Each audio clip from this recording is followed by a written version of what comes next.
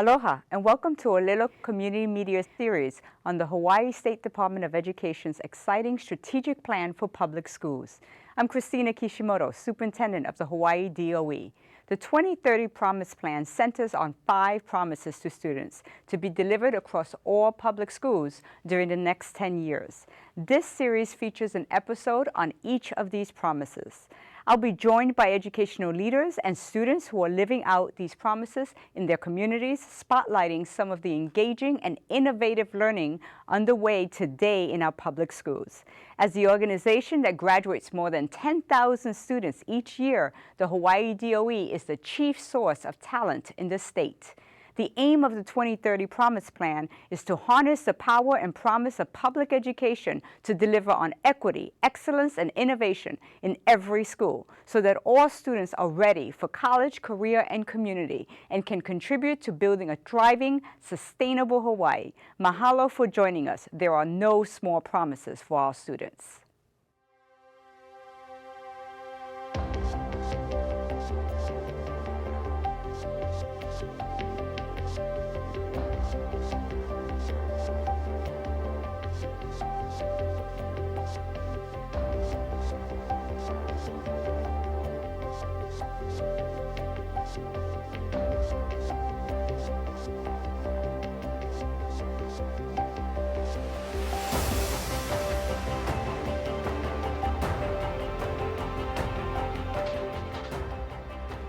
Aloha, I'm Jill Kuramoto.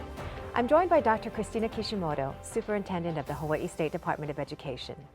We're going to be talking about the Equity Promise, which states students will experience strong relationships and supports that mitigate disempowering differences to enable them to thrive academically, socially, and civically.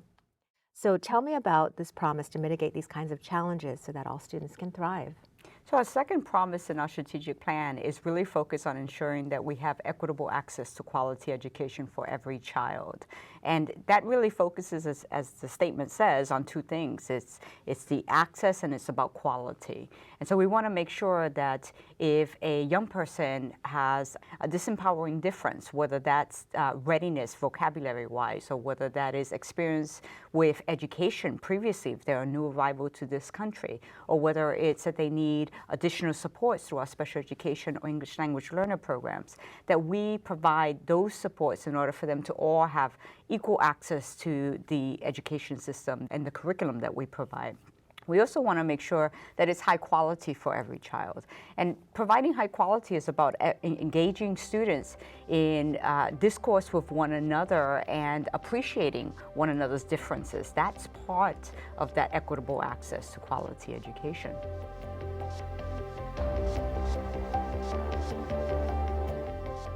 To help us dive deeper into what it looks like to provide increased access to learning, we're joined by Principal Dale Arakaki and teacher Jeanne Oliveira. Their school, Pauoa Elementary, was named a Blue Ribbon School by the U.S. Department of Education in 2018 for both increasing academic achievement and narrowing the achievement gap for its high-needs learners. Over the course of 3 years, Pauoa students increased their proficiency in language arts from 56% to 79%. In math from 47% to 84%, and in science from 64% to 84%. And they did this while maintaining one of the smallest achievement gaps in the state. Pauoa's high-needs learners are only 16 and 12 percentage points behind their peers in language arts and math. The statewide average is much wider at 32 and 28 points, respectively. So welcome to both of you, and thank you very much for this beautiful lei. Thank you. They're gorgeous. What accounts for your success? Here at Pauoa, we have a terrific staff that understands the work ahead. With high trust, transparency, and grit of our staff, we've developed a system to achieve great progress, of which one of them would be using a universal screener to use as our data to inform instruction.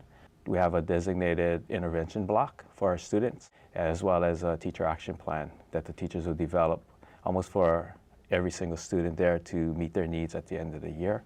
And I'll go into the classrooms as well to help them achieve that plan and achieve success for our students. Principals in schools have so much pressure about Yes. where to start or how much to kind of cover in trying to redesign the school and close the achievement gap. So first things first, what was most important? How did you make decisions about what you were going to do and what pressures you were going to stay away from to really achieve the work that you have? The school culture was one of the first place.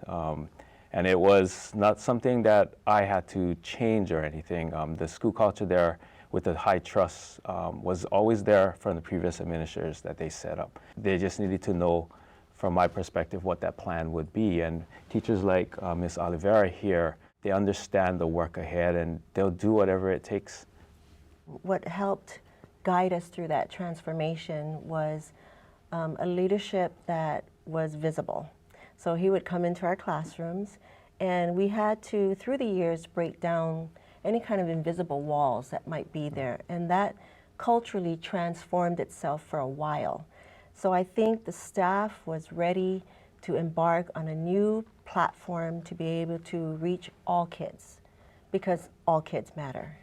And I think for the staff, I think we always try to work together and have relationships amongst ourselves so that we can continue to build relationships within the classroom and from teacher to student, as well as families.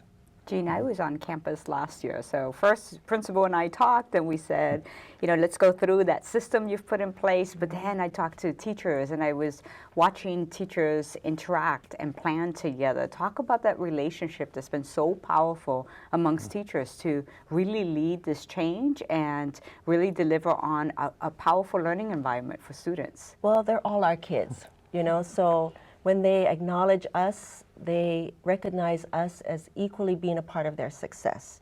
Even if they walk down the halls, we do expect a certain kind of acknowledgement to all teachers.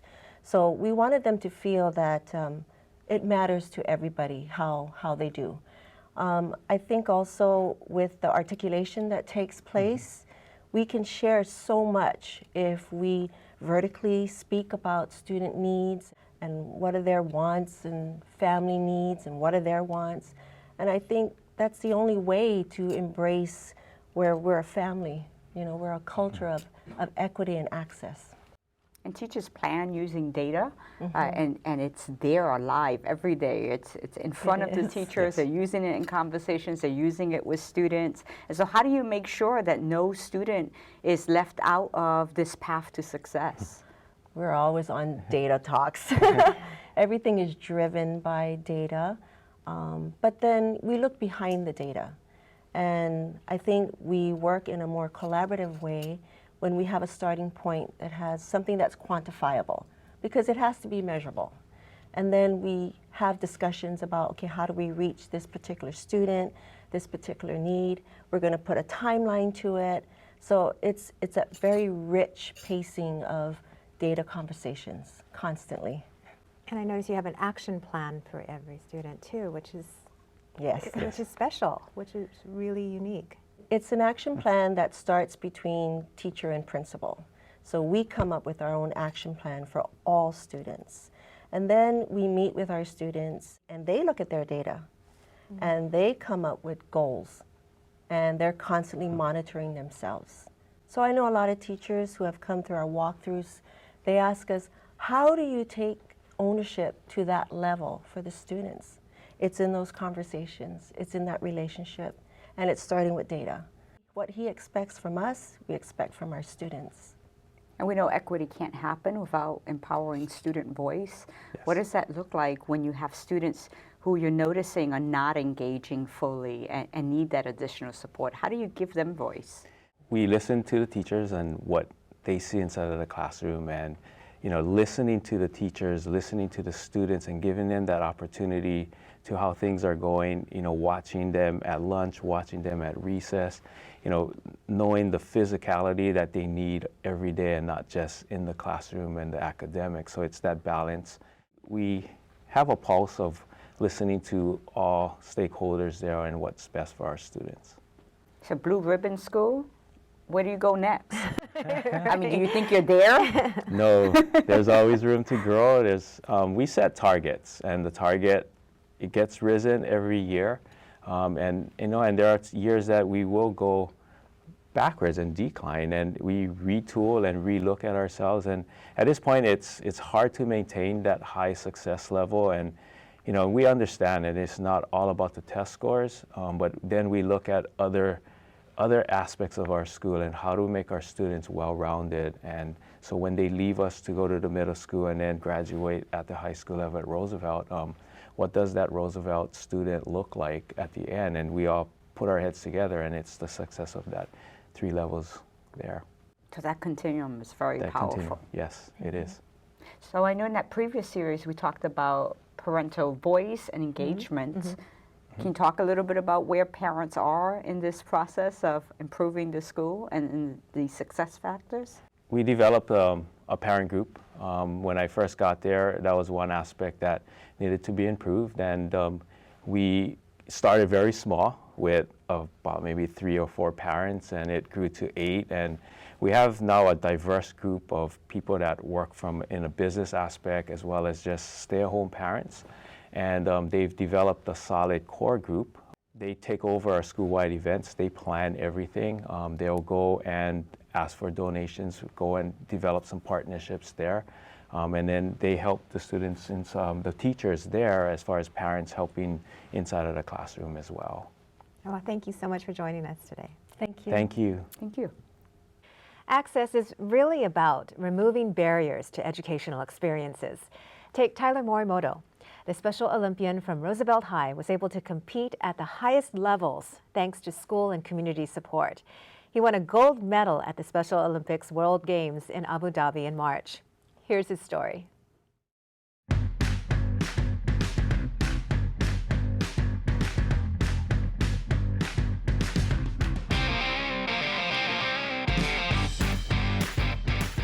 My mom received an email saying I was selected to represent the state of Hawaii in track and field.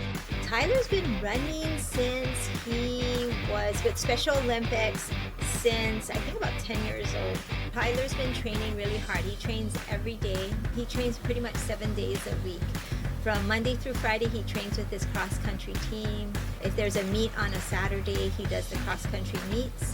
And then Sundays, he trains with his Special Olympics coach. He just loves to run. Yeah, I was just a little bit in shock, but I was more happy.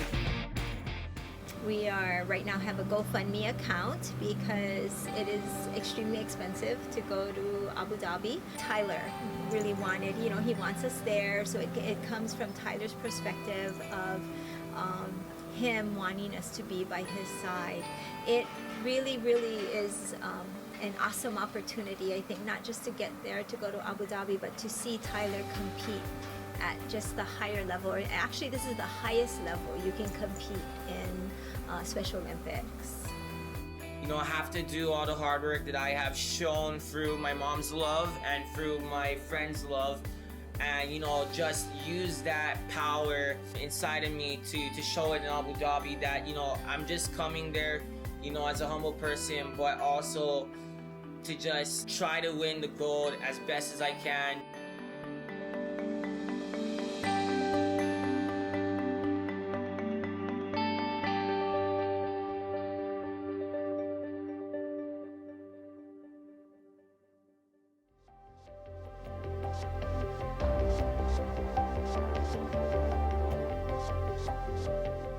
Well, Dr. Kishimoto, how does building community enable all students to learn and grow? Well, Joe, education and quality education doesn't happen without multiple constituents and partners being at the table together. And it starts with putting the child at the center. And you saw that video on Tyler. Mm-hmm. And Tyler was able to be successful because his family was with him, his teachers were there, community was supporting on his vision of success and what he wanted to accomplish. And so we design our public education system around our students, what their aspirations are, and then we come together, business and industry, parents, community, teachers, all working together, helping that student achieve their success. It takes a village. It does. Okay. Let's take a look at Chelsea Villiman's classroom at Manoa Elementary, where she built a Peace Ambassadors program to grow community among her students.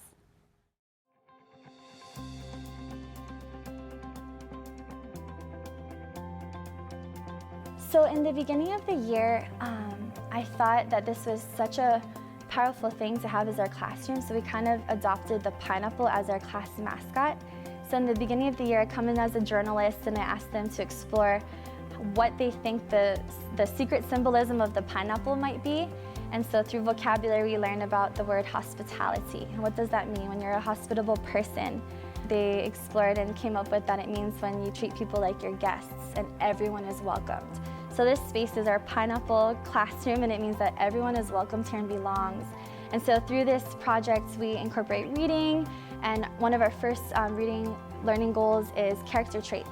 So we explore different character traits from different books, and then we come up with adjectives of all these things that we can describe for people, and they give each other a trait. And so at the end of the year, they're not so much calling each other by their names, but more, oh, I know I can go to so-and-so because they're the hospitable, peaceful person, or I want to go to so-and-so because I need to be cared for and that's my caring friend. And so through that project, that opens the door, and we do an interview process and an art project that goes with it. Even just taking the time to trace each other's hands and reflect, empathize. Oh, I'm sorry, am I hurting you? Is this, to really take time. And whatever that introduces is kind of what starts the theme for the year. So whatever their goal is, how they want to spread peace is what we kind of capture. So the first year was a book. The second year, they created a movie and it was played in the cafeteria for like school rules and how we're gonna spread peace. This year they want to do a peace parade, so we'll see how that goes. We started with a mural, that was a grant, and we just did a project where the students wanted to share a holiday wish and a gift with less fortunate children.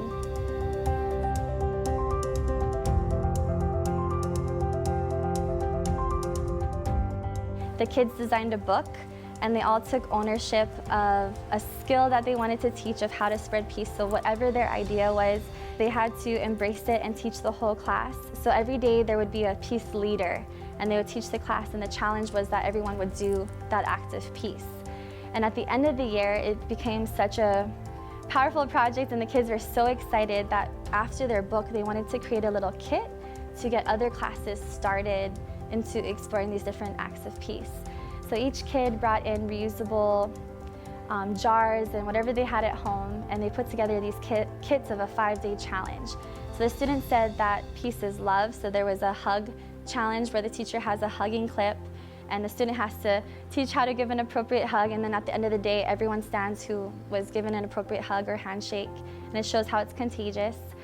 Peace is community, so as a class, we put some seeds in there, so the classroom had to go outside and all together plant a seed, and with that plant a dream. Peace is friendship, so on Fridays there was a pack of Post-its in the peace kit. On Fridays, every student would choose a name out of a hat and they'd give a compliment and leave it on their desk secretly. Peace is new friendship, so the students handmade friendship bracelets and gave enough in the kit for the class so that each classroom had to go to a different grade level and make a new friend and actually hand tie it to symbolize that new friendship. And so through these peace kits, they actually wrote a how-to writing piece, that's one of our standards, how to use the peace kit. And each day, the last month of school after we introduced the peace kits, each of our kids adopted a class and went and read their how to use the peace kit and gave the gift. And the last month of school, they went on the intercom and it was the challenge each day. They each read their page of the book, but then on the last week of school, the 5 days of the kit, the whole school was doing the acts of peace. And it was such a way to end the school year, and for these first graders to influence the other grades was really amazing.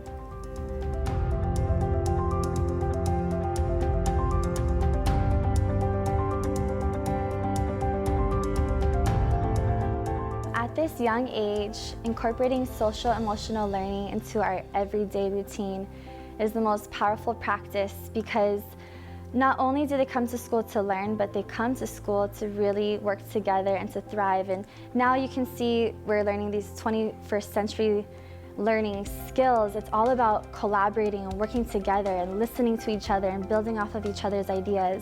So I realized that when kids have a connection to their classroom, to their teacher, to their space, they're so much more dedicated that the learning just comes naturally because they want to be here. It's not so much of a challenge. And in the beginning of the year, the challenges that we had turned into the strengths, where kids were helping each other without being asked to, offering this collaborating, doing the belly breathe, telling me, oh, now's a good time to do the belly breathe, Mrs. Billiman. You know, we have a lot going on, and just when they start to teach me and teach their parents and it becomes this routine, that's when you're just, you know, wow. And when they take time, when you see them in the corner talking out something that maybe hurt their feelings, but instead of coming to me, they have these skills to speak their mind, to empathize, to listen. That's truly rewarding. Empathy, being the best that I can be to help this wonderful community. 1, 2, 3, spread peace!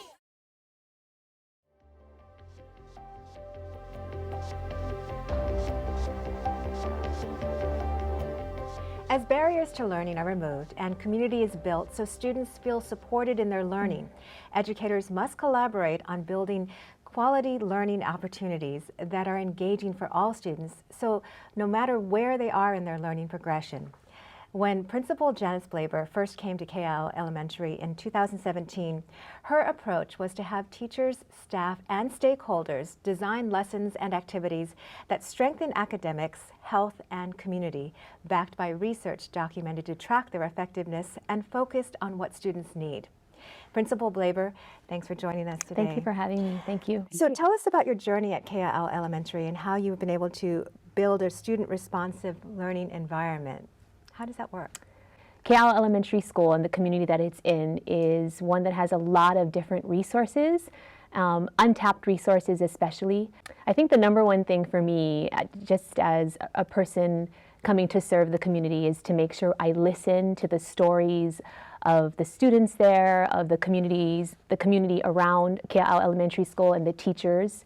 And I wanted to make sure that I understood how those challenges affected our students and our ohana in the schools and outside of the schools, but more importantly, I wanted to make sure that the strengths of our school and our community, that people knew about them, right? And that the curriculum and the collaboration that would come out of us working together really highlighted the power of the student and the parent and the community that KL is.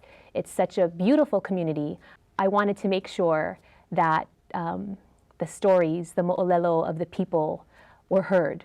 And if they weren't, that the teachers had the ability and were empowered to make sure our students created them.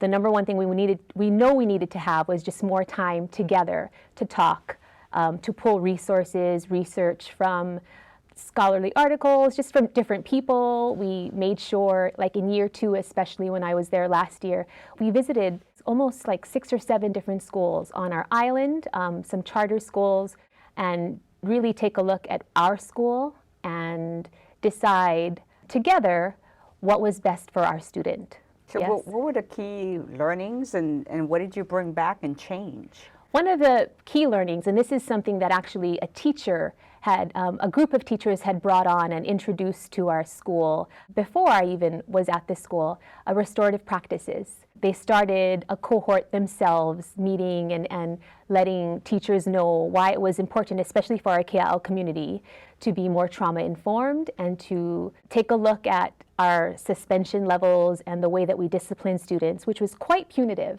and not necessarily because that we knew that was effective, but I think because that was what we knew at the time that appeared to work. And so these teachers, actually, our counselors, our 5th and 4th grade teachers, started pulling data and started working just within the school to build awareness about restorative practices. Last school year, we opened what's called our Maluhia space, which made our multi-tiered system of supports a little bit more comprehensive. We have a Tier 3 behavioral space for students to learn how to manage their emotions, and we have a full-time EA there, and we had a counselor also in that setting. There was never a mandate that came down from administration that said you have to do this and you have to do this. There was always an invitation, like these are practices that we know are much more inviting. And when we talk about Indigenous education, we talk about that who we are serving, that it aligns to,